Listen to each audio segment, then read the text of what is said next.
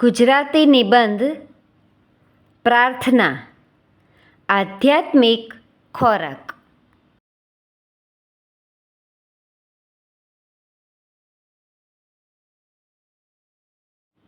પ્રાર્થના આધ્યાત્મિક ખોરાક.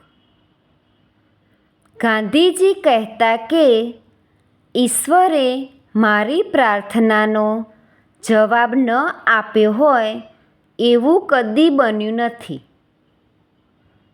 શરીરને સ્વસ્થ રાખવા માટે જેમ સાત્વિક ખોરાકની જરૂર છે તેમ હૃદયને સ્વસ્થ રાખવા માટે શુદ્ધ મનથી કરવામાં આવેલી પ્રાર્થનાની જરૂર છે. પ્રાર્થનાથી આપણું મન પવિત્ર અને પ્રસન્ન થાય છે.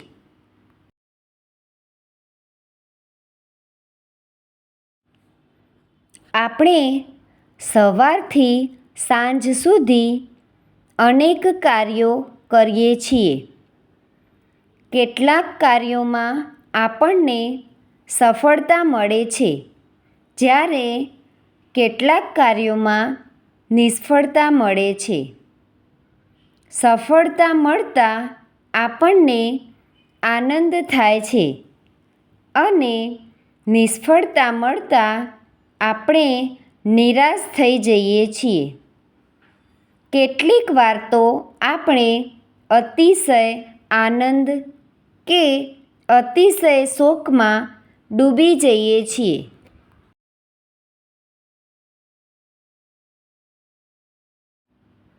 પ્રાર્થના આપણને સુખ અને દુઃખ બંનેમાં સમાન ભાવે રહેવાનું બળ આપે છે. પ્રાર્થના દ્વારા આપણે થોડા સમય માટે પ્રભુના શરણે પહોંચી જઈએ છીએ.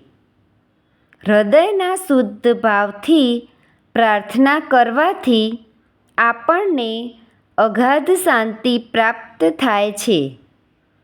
આપણને આફતમાં પણ ટકી રહેવાની શક્તિ મળે છે.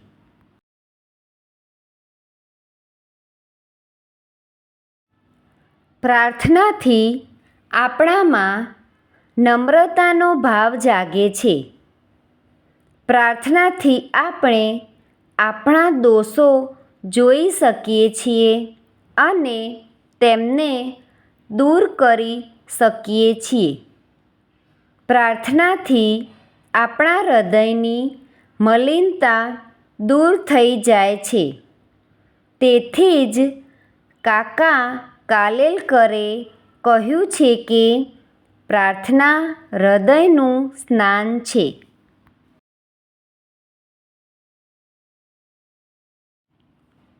શાળાઓમાં સમૂહ પ્રાર્થના કરવામાં આવે છે.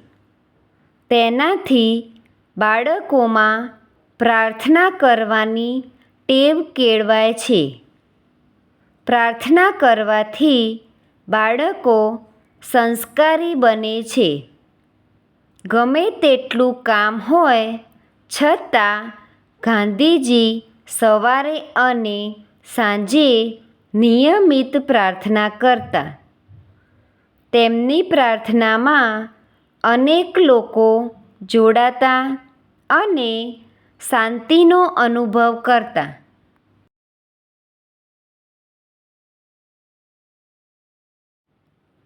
ખરા હૃદયથી કરેલી પ્રાર્થના કદી નિષ્ફળ જતી નથી. દ્રૌપદીએ ખરા હૃદયથી પ્રભુને પ્રાર્થના કરી હતી. તેથી પ્રભુએ ખરે સમયે તેના ચીર પૂર્યા હતા. સતી સાવિત્રીની પ્રાર્થનાથી સત્યવાનને પુનર્જીવન પ્રાપ્ત થયું હતું.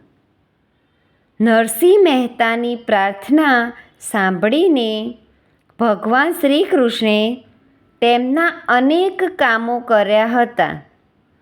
શામળશા શેઠનું રૂપ ધારણ કરીને ભગવાને ભક્ત નરસિંહની પુત્રી કુંવરબાઈનું મામેરું કર્યું હતું.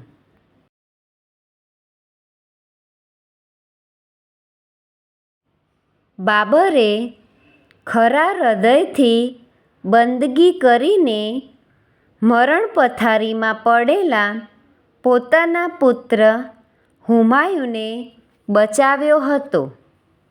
તમામ ધર્મોમાં પ્રાર્થનાનું મહત્ત્વ સ્વીકારવામાં આવ્યું છે. ખ્રિસ્તીઓ દર રવિવારે દેવળમાં જઈને પ્રાર્થના કરે છે. મુસલમાનો દરરોજ 5 વાર નમાઝ પઢે છે. અનેક શુભ કાર્યોની શરૂઆત પ્રાર્થનાથી કરવામાં આવે છે. પ્રાર્થના ગાઈ પણ શકાય અથવા પ્રાર્થના મનોમન પણ થઈ શકે. કથા, ભજન કીર્તન અને સત્સંગ પ્રાર્થનાના જ સ્વરૂપો છે.